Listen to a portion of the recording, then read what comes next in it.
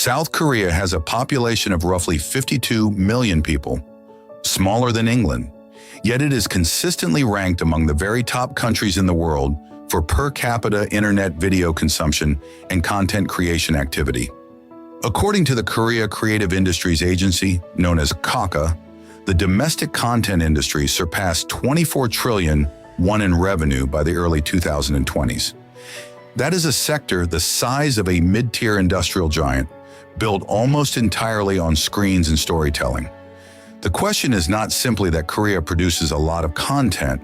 The real question is, how did a country this size build an infrastructure, a culture, and an economy that turns ordinary people into prolific creators at industrial scale? Start with the foundation. According to statistics, Korea and the Korea Internet Security Agency, South Korea has maintained one of the world's highest household broadband penetration rates for over a decade, consistently above 99% for wired connections among households that have them. The OECD regularly places Korea at or near the top of its digital connectivity rankings. On mobile, average download speeds in Korea have for years outpaced the global average by a wide margin, according to the Speed Test Global Index published by Ookla. KCA's annual content industry reports show the broader Korean content sector, covering broadcasting, games, webtoons, music, and online video, has grown year on year for most of the past decade. YouTube's own public statements have noted that Korean language content consumption has grown dramatically both domestically and among international audiences. Taken together, the numbers point to a country that is not just consuming content rapidly, but producing it at a pace its population size alone cannot explain. Three forces converge to make this possible. The first is infrastructure. Korea's government made broadband a national priority in the late 1990s, pouring public investment into wiring the country during the post-Asian financial crisis recovery. The result was a population that was digitally connected a full decade before most of the West caught up.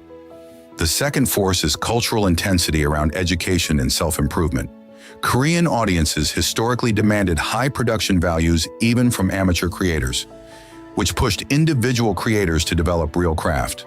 The third force is platform design.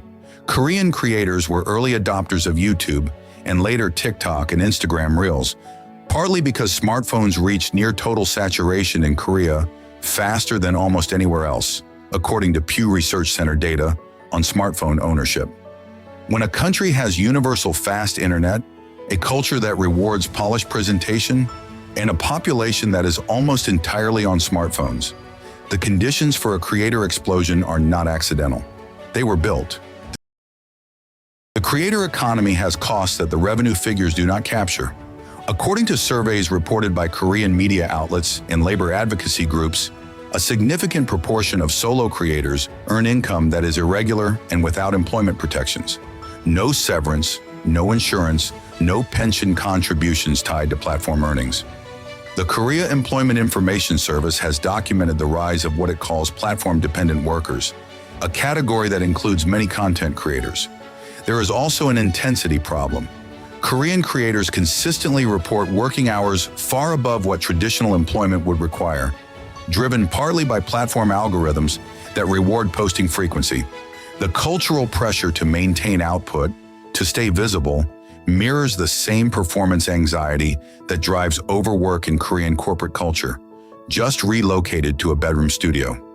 The content economy has democratized income, but it has not necessarily democratized stability. Korea's short-form creator economy is not a cultural accident. It is the downstream consequence of deliberate infrastructure investment, a culture that prizes visible effort, and the early arrival of platform technology into a fully connected population. Other countries are now racing to build what Korea built organically over 25 years. The lesson is structural. When you wire a country completely, equip almost every citizen with a high-powered device, and embed a culture of performance and presentation, content creation does not just happen, it becomes industrial. The tension Korea now navigates between creative abundance and creator precarity is the same tension every digital economy will eventually face. Korea simply arrived there first. Watching how it resolves that tension may be the most instructive story of the next decade.